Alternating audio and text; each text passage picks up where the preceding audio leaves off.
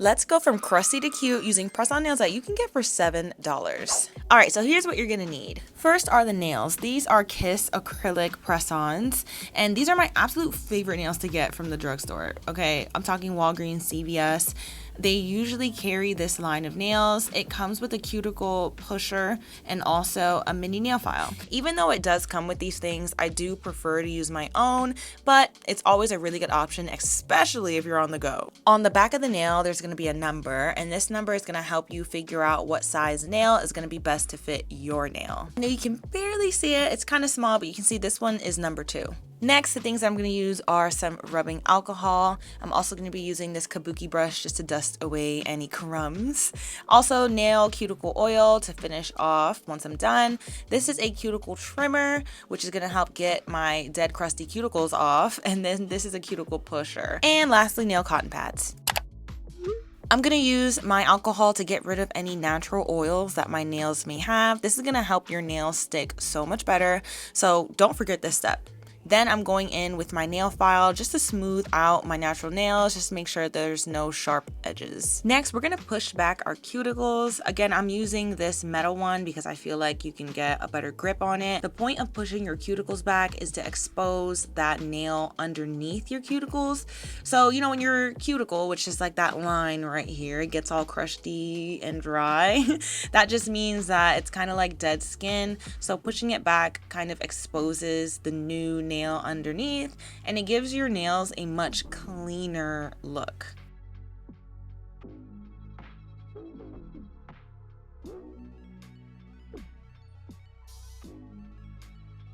Now we're going to use our cuticle trimmers. These just get the remainder of the dead skin that we push back off of our nail, so that way it's flat and smooth. Avoid overdoing this step because you can very easily cut yourself or possibly give yourself an infection if you're pulling off too much of your skin. So just make sure you're only getting those pieces that don't hurt and you're not overdoing it. I'm also pushing down and kind of pulling away with that motion, so that way I'm not actually grabbing any of my finger skin. You know, I'm just trying to get really that line or layer there.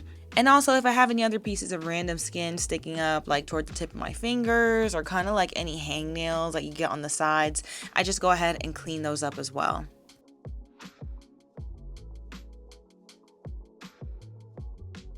After trimming, I take my cuticle pusher again and I just go over my nails one more time with it. Dusting off any nail crumbs. This is what we have after we finish prepping. Yeah. Time to fit the nails. So remember how we saw the numbers on the back of the nails?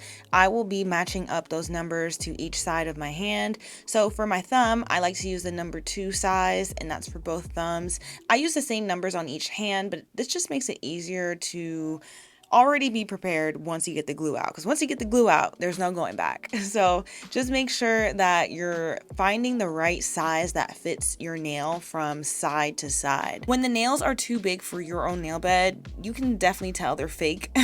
They just look very pressed on, and then when they're too small, they might not lay right. So try to find the size that best fits. Now when it comes to glue, you want to make sure that there are no air bubbles in the nails. So you see how you're pressing down at an angle, kind of like how your screen protector, you don't want any bubbles to be in it. Kind of think of that in the same exact way. I'm going to start off with my thumb and I'm going to show you what I mean. I'm taking my glue and I'm also applying the glue to my nail and the back of the press-on nail. There should be enough glue to when you touch both surfaces together that the glue kind of sticks to itself and that there's no air bubbles. So I'm applying a generous amount. You don't want to overdo it again, but just enough to where it's gonna stick for sure. After I have that glue on both sides, I take the nail and I line it up with the very base of my nail. So you see I'm pressing down at an angle here, and you can definitely see right where the glue's filling in. You want to avoid having any bubbles in there. Well, of course, you know, because we're human, even some of my nails, I'll get bubbles sometimes, but the goal is to avoid them. So press down firmly for at least 30 seconds. I don't care what that box says. I think it says like 10 to 12 or something. No, press it down until the glue has a chance to set. I like to hold down the sides to make sure that the glue's sticking everywhere, and then once it's dried, this is what it looks like.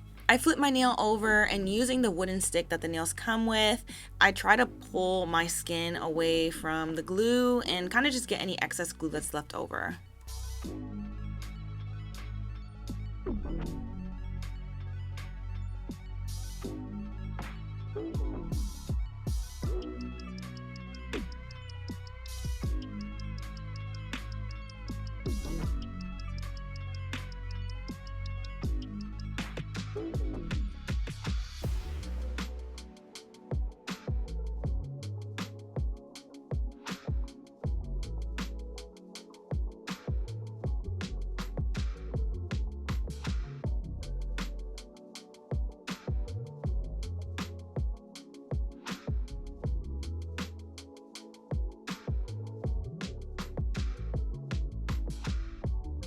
So if you're short on time, this did take about 20 to 30 minutes.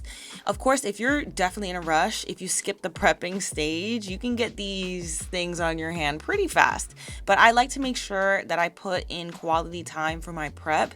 That way the nails will last you 2 weeks, I kid you not. Which to me is a great deal for $7, okay?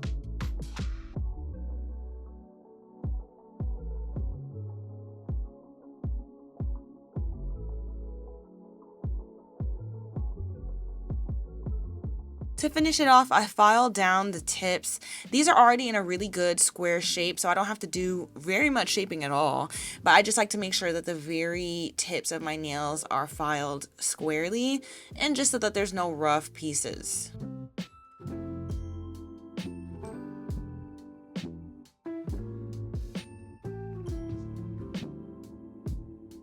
Last but not least, I'm adding cuticle oil all over my nails. This just makes it look so moisturized, and it just helps you avoid your fingernails starting to look dry.